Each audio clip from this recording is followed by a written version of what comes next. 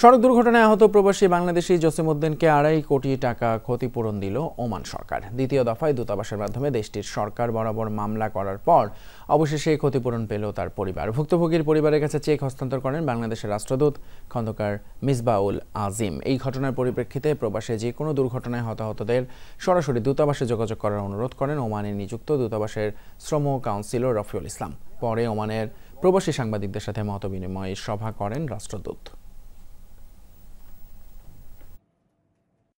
সড়ক দুর্ঘটনায় ওমানের রুইতে আহত হন।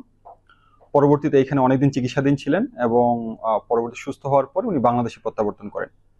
তারপর উনার ক্ষতিপূরণের মামলাটি পরিচালনা করার জন্য আমাদের দূতাবাসকে গত 15 ফেব্রুয়ারি 2023 তারিখে পাওয়ার অফ অ্যাটর্নি প্রদান করা হয় এবং আমাদের যে লয়ার আছে, আমাদের এম্বাসি থেকে 4টি ল ফার্ম আছে, তো লয়ার মামলাটি পরিচালনা করে। এম্বাসির মাধ্যমে এম্বাসি খুব কষ্ট করছে, কষ্ট কাজে ওরা কষ্ট বিনিময়ে আমরা টিয়াগুলি পাচ্ছি।